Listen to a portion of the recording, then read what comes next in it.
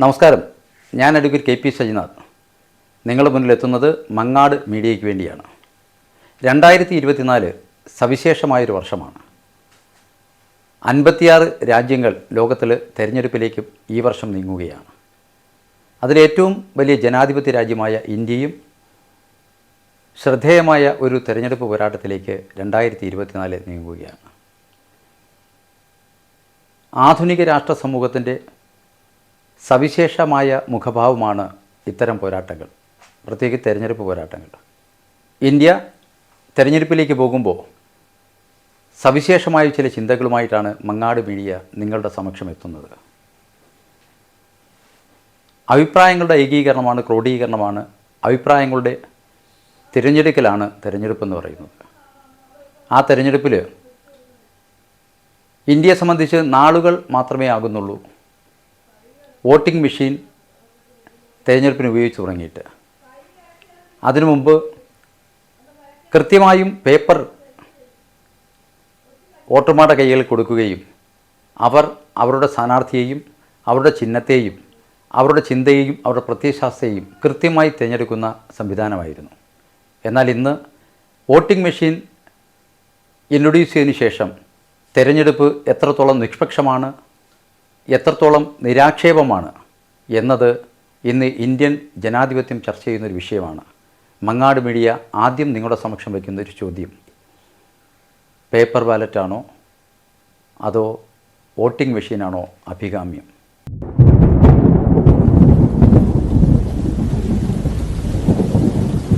ജനാധിപത്യം അതിൻ്റെ വളർച്ചയുടെ ഘട്ടത്തിൽ നിരവധി മാറ്റങ്ങൾക്ക് വിധേയമായി. അതിൽ പ്രധാനപ്പെട്ട മാറ്റം നമ്മുടെ ജനപ്രാതിനിധ്യ നിയമത്തിൽ കൊണ്ടുവന്ന പരിഷ്കരണങ്ങളും ഭേദഗതികളുമൊക്കെയാണ്. അതിൻ്റെ ഭാഗമായിട്ടാണ് 73-74 ഭേദഗതികൾ വരികയും പഞ്ചായത്ത് രാജ് ഇന്ത്യയിൽ ശക്തിപ്പെടുകയും ചെയ്തത്.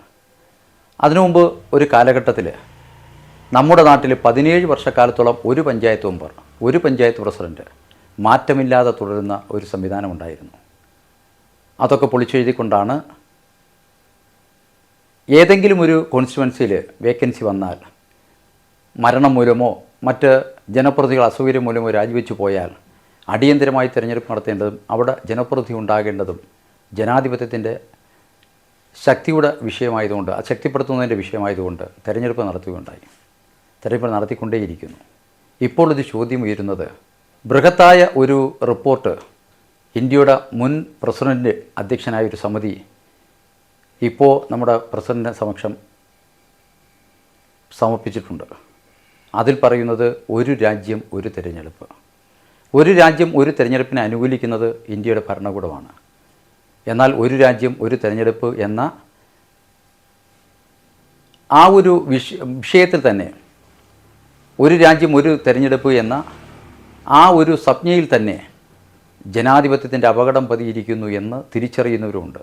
അവരുയർത്തുന്ന ന്യായവാദങ്ങൾ ഇത് ജനാധിപത്യ വിശ്വാസങ്ങൾക്ക്, ജനാധിപത്യ വിശ്വാസങ്ങൾക്ക്, ജനാധിപത്യ പ്രവണതകൾക്ക് തീർത്തും എതിരാണ് എന്നുള്ളതാണ്. ഇവിടെ മങ്ങാട് മീഡിയ വീണ്ടും ഒരു ചോദ്യവുമായി നിങ്ങളോടൊപ്പം വരുന്നു. ഒരു തിരഞ്ഞെടുപ്പ് എന്നുള്ളത് നമുക്ക് അംഗീകരിക്കാൻ കഴിയുമോ? ഒരു രാഷ്ട്രം ഒരു തിരഞ്ഞെടുപ്പ് എന്ന മുദ്രാവാക്യം ഏതറ്റം വരെ നമുക്ക് അംഗീകരിക്കാൻ വരും? ഏതർത്ഥം വരെ നമുക്ക് തള്ളിക്കളയാൻ കഴിയും?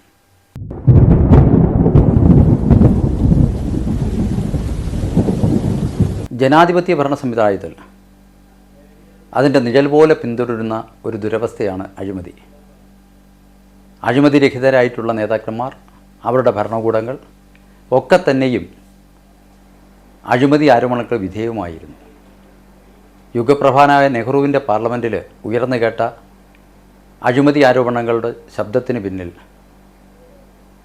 ഫിറോസ് ഗാന്ധിയായിരുന്നു. ഫിറോസ് ഗാന്ധി ആരായിരുന്നു ഞാൻ പറയേണ്ടതില്ല, മകളുടെ ഭർത്താവായിരുന്നു. എന്നാൽ ധാർമ്മികത ഉയർത്തിപ്പിടിച്ചുകൊണ്ട് അഴിമതി ആരോപണങ്ങൾ ഉയരുമ്പോൾ പലപ്പോഴും പലരും രാജിവെച്ചിരുന്ന ചരിത്രവും ഇന്ത്യക്കുണ്ട്. എന്നാൽ ഇന്ന് ഇന്ത്യൻ ജനാധിപത്യത്തിൻ്റെ ഭാഗമായി അഴിമതി മാറ്റി നിർത്തുവാൻ കഴിയാത്ത ഒരവസ്ഥയിലേക്ക് രൂപഭാവം പൂണ്ടിരിക്കുകയാണ്. ഏറ്റവും അവസാനം പുറത്തു വന്നിട്ടുള്ള ഇലക്ട്രൽ ബോണ്ടുകൾ അടക്കം സൂചിപ്പിക്കുന്നത് ഈ അഴിമതിയുടെ കരാളഹസ്തങ്ങൾ ഇന്ത്യൻ രാഷ്ട്രസമൂഹത്തെ, ഭരണകൂടങ്ങളെ എത്രത്തോളം ഗ്രസിച്ചിരിക്കുന്നു എന്നുള്ളതാണ്. ഇവിടെ മങ്ങാട് മീഡിയ അവതരിപ്പിക്കുന്ന മറ്റൊരു ചോദ്യം, പ്രസക്തമായ ഒരു ചോദ്യം, ഈ അഴിമതി അവസാനിപ്പിക്കുവാൻ തെരഞ്ഞെടുപ്പ് ചെലവുകൾ സംസ്ഥാനം കേന്ദ്രവും തന്നെ വഹിക്കേണ്ടതുണ്ടോ? രാഷ്ട്രീയ പാർട്ടികൾ സ്ഥാനാർത്ഥികളെ തീരുമാനിക്കുന്നത് മുതൽ സ്ഥാനാർത്ഥികളുടെ വിജയത്തിനുള്ള പ്രവർത്തനങ്ങൾക്ക് ഫണ്ട് കണ്ടെത്തുന്നത് മുതൽ അഴിമതിയുടെയും അതുമായി ബന്ധപ്പെട്ട ആശാസ്യകരമല്ലാത്ത പ്രവണതകളുമായി മുന്നോട്ട് പോകുന്ന കാഴ്ച നമുക്ക് കാണുവാൻ കഴിയും. ഇതിനെ നിയന്ത്രിക്കേണ്ടതില്ലേ? അതിന് ആ നിയന്ത്രണവുമായി ബന്ധപ്പെട്ട് ഈ തെരഞ്ഞെടുപ്പ് ചെലവുകൾ രാഷ്ട്രസമൂഹം തന്നെ വഹിക്കണമോ എന്ന കൃത്യമായ ചോദ്യമാണ് പ്രേക്ഷകരുടെ മുന്നിൽ മങ്ങാട് മീഡിയ അവതരിപ്പിക്കുന്നത്.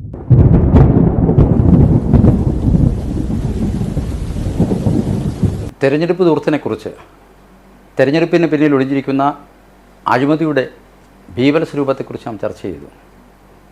തെരഞ്ഞെടുപ്പ് ചെലവുകൾ നിയന്ത്രിക്കേണ്ടതുണ്ട്. അതുമായി ബന്ധപ്പെട്ട് അരുതാത്തതൊന്നും നടക്കരുതെന്ന് നാം മനസ്സിൽ കാണുകയാണ്, നാം പ്രതീക്ഷിക്കുകയാണ്. ഇവിടെ പ്രസക്തമായൊരു ചോദ്യമുണ്ട്. ചിലവ് കുറയ്ക്കുന്നതിൻ്റെ ഭാഗമായി ഒരു രാജ്യം ഒരു തിരഞ്ഞെടുപ്പ് എന്ന സബ്ജക്റ്റ് പകരം സംസ്ഥാന നിയമസഭകളിലേക്കുള്ള തിരഞ്ഞെടുപ്പ് ഒരേ സമയവും പാർലമെൻറ്റ് തിരഞ്ഞെടുപ്പ് പൊതുതിരഞ്ഞെടുപ്പ് എന്ന രീതിയിൽ ഒരു സമയവുമായി വ്യത്യസ്ത ദിനങ്ങളിൽ നടത്തുന്നതിനെക്കുറിച്ച് നിങ്ങളുടെ അഭിപ്രായങ്ങൾ കൃത്യമായി അറിയിക്കണമെന്ന് അഭ്യർത്ഥിക്കുകയാണ് മങ്ങാട് മീഡിയയ്ക്ക് വേണ്ടി.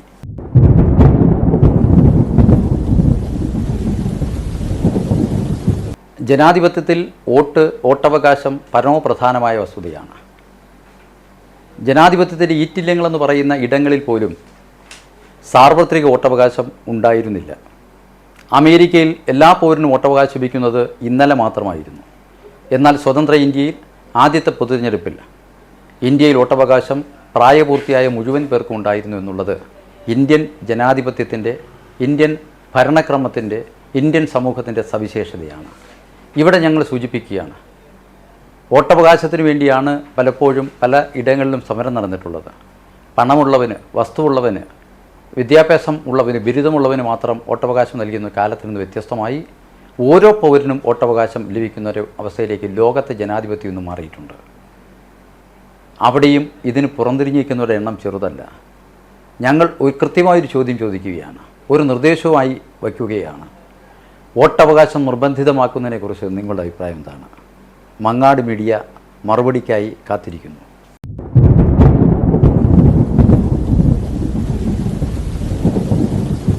ജനാധിപത്യ രാഷ്ട്രങ്ങളിൽ പല സവിശേഷതകളുണ്ട്.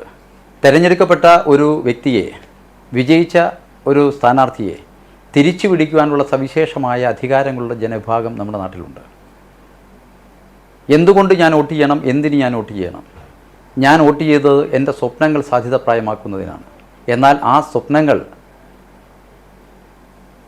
നടപ്പിലാക്കുന്ന കാര്യത്തിൽ വീഴ്ച വരുത്തുന്ന ജനപ്രതിനിധികളെ, എൻ്റെ പ്രതിനിധിയെ എനിക്ക് തിരിച്ചു വിളിക്കുവാൻ എനിക്ക് അവകാശമുണ്ടെന്ന് പ്രഖ്യാപിക്കുന്ന ലോകരാഷ്ട്രങ്ങളും ലോക ജനാധിപത്യമുണ്ട്.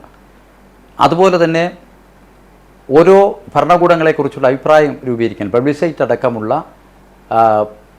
തത്വസംഹിതകൾ അല്ലെങ്കിൽ രാഷ്ട്രീയ പ്രക്രിയകളടക്കം ലോകത്ത് നടക്കുന്നുണ്ട്.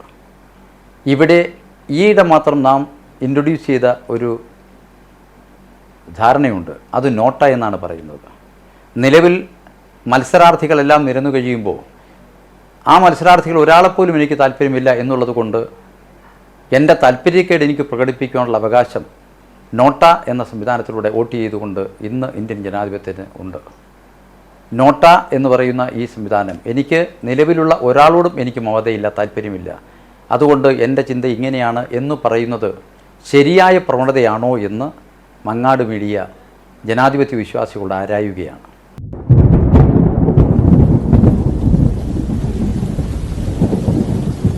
ഇന്ത്യ മതേതര ജനാധിപത്യ രാജ്യമാണ്.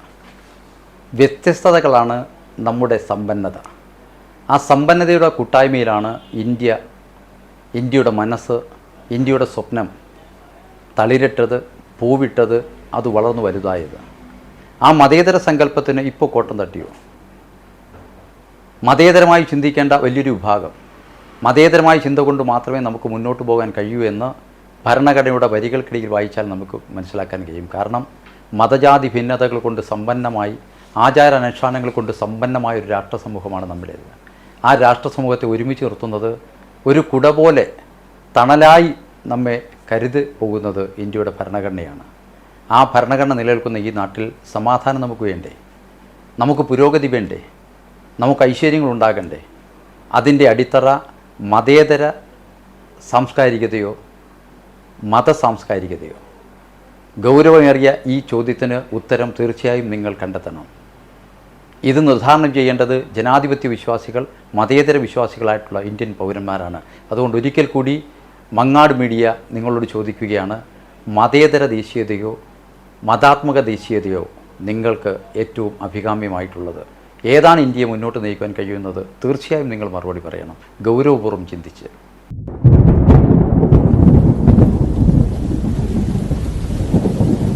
പ്രസക്തമായ മറ്റൊരു ചോദ്യം, വോട്ടിന് പാരിതോഷികം വോട്ടിൻ്റെ മൂല്യം ഉയർത്തുകയാണോ താഴ്ത്തുകയാണോ? പ്രധാനപ്പെട്ട ഒരു ചോദ്യം, ഇടപെട്ടേ മതിയാകൂ. ഉത്തരം നിങ്ങൾ തരണം. മങ്ങാടി മീഡിയയ്ക്ക് വേണ്ടി അഡ്വക്കേറ്റ് KP സജിനാഥ്.